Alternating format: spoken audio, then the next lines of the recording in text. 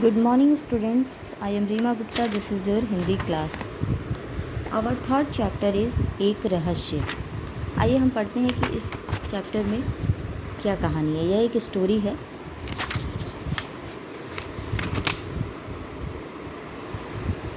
First story is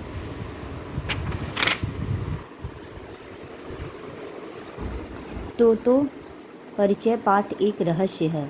इसका नाम क्या है? इस चैप्टर का नाम है एक रहस्य. बाल मनोवैज्ञानिक को व्यक्त करती एक छोटी सी घटना पर आधारित है, जिसमें एक बच्ची को पड़े हुए पैसे मिलते हैं, जिसे उठाने के लिए वह मानसिक कशमकश से गुजरती है. तो चॉन को ज़िंदगी में पहली बार कुछ पैसे पड़े मिले.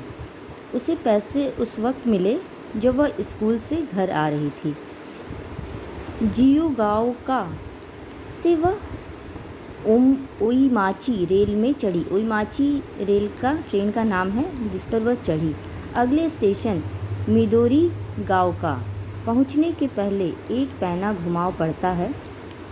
तो चांद डब्बा के दाएं दरवाजे के पास खड़ी रहती थी, क्योंकि उसे अपने स्टेशन पर उसी ओर उतरना होता था.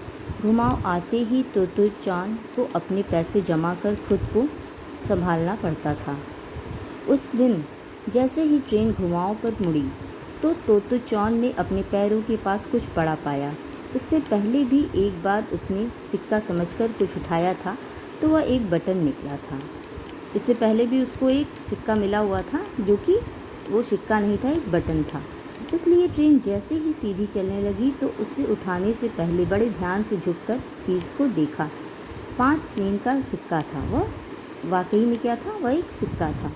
ट्रेन के पैनी मोड़ के समय सिक्का लुढ़क कर शायद उसके पास आ गया था, लेकिन तो चॉन के पास कोई भी सवारी नहीं थी. उसके आसपास कोई भी सवारी नहीं थी. वह अकेली थी. वह क्या करे, वह सोचने लगी. उसे याद आया कि किसी ने बताया था कि अगर पैसे पड़े हुए मिले तो उसे सिपाही को सौंप देने चाहिए, लेकिन ट्रेन में सिपाही कहाँ मिलेगा. इतने में कंडक्टर का दरवाज़ा खुला और तो चॉन वाले डिब्बे में घुसा. तो चॉन कारण तो नहीं बता सकी उसने ऐसा क्यों किया, पर उसने तुरंत सिक्के पर अपना दायां पैर रख दिया. उसने दायां पैर रख दिया ताकि वह देख न सके. कंडक्टर उसे पहचानता था, अतः उसे यह देखकर मुस्कुराया, पर तो चॉन ने ठीक से मुस्कुरा भी नहीं पाई. मन में दाएं पैर पे तले सिक्के की बोझ जो था, मतलब कि वह उस सिक्के को अपने पैरों से दबाई हुई थी, जिससे कि वह देख न सके. इसलिए वह उसकी मुस्कुराहट का जवाब मुस्कुराहट में नहीं दे पाई. मन ने दाएं पैर के तले छिपे सिक्के का बोझ जो था. उसी समय उकायमा स्टेशन पर ट्रेन थमी. उकायमा क्या था? एक जगह का नाम था जहाँ ट्रेन रुकी. अगले ही स्टेशन पर उसे उतरना था. स्टेशन पर कोई सवारी को चढ़ता उतरता था. तो चॉन उसके धक्के सहती वह खड़ी रहती. तो चॉन उन सबके धक्के सहती, लेकिन फिर भी वो वहीं खड़ी रहती, क्योंकि उसने सिक्का जो है अपने पैरों से दबा रखा था. ठीक सोचा रेल से उतरकर सिपाही को सिक्का थमा देगी. अचानक एक ख्याल आया, अगर पाँव के नीचे से सिक्का उठाते वक्त किसी ने बड़े ने देख लिया तो उसे सोच समझेगा तो क्या होगा. उस दिन वो 5 सेन की कुछ मीठी गोलियां और एक चॉकलेट खरीदी जा सकती है. इसलिए तो चैन के लिए यह एक बड़ी पूंजी थी, चाहे बड़े के लिए वह मामूली सा सिक्का ही क्यों न हो. ठीक, बस ख्याल से चिंतित हो गई. वाह, अच्छी सूझी. उसने अपने आप से कहा. मैं धीमे से कहूँगी, अरे मेरे पैर के पास गिर गए, तब तो वह सिपाही समझेंगे कि यह सिक्का मेरा ही है. पर मन ने तुरंत एक दूसरी समस्या उठी कि यह कहकर जब मैं सिक्का उठाऊँ रही होंगी और इसी बीच कोई दूसरा अगर यह कह बैठा कि यह सिक्का तो मेरा है, तब क्या होगा. काफ़ी कुछ समय सोचने विचारने के बाद उसने तय किया कि सबसे अच्छा होगा कि अगला स्टेशन निकट आते ही वह जूते के फीते बांधने के बहाने झुके और चुपचाप से सिक्का उठा ले. आखिर वही किया उसने. कामयाब रही वह.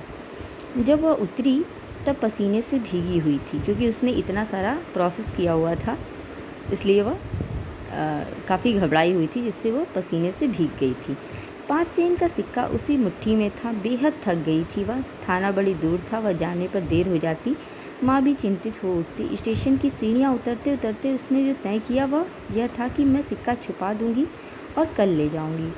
फिर सबसे सलाह करूंगी, कम से कम दूसरों को दिखा तो ज़रूर दूंगी कि सिक्का उन्हें कभी ये पड़ा हुआ थोड़े ही मिला होगा।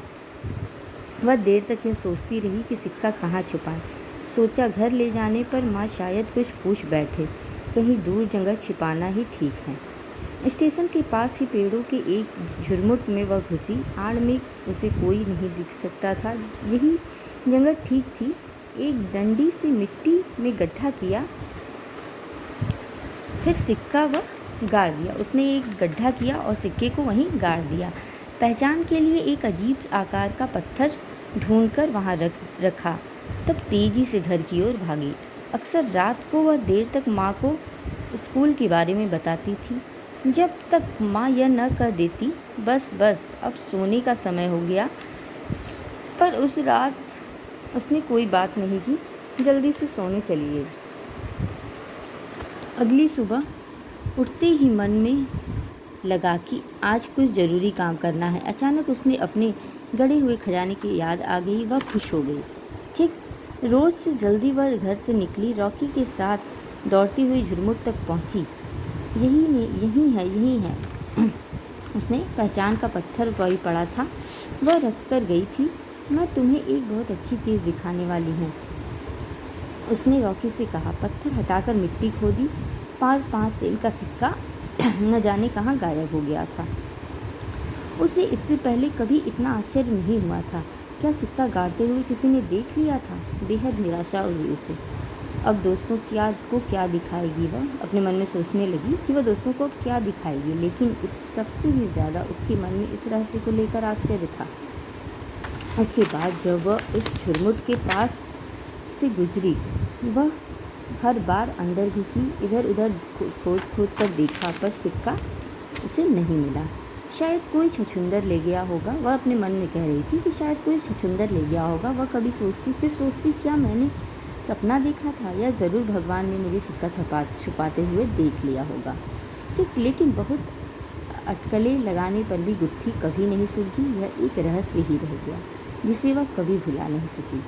ठीक, तो यह एक रहस्य था। इस चैप्टर का नाम भी क्या था? एक रहस्य।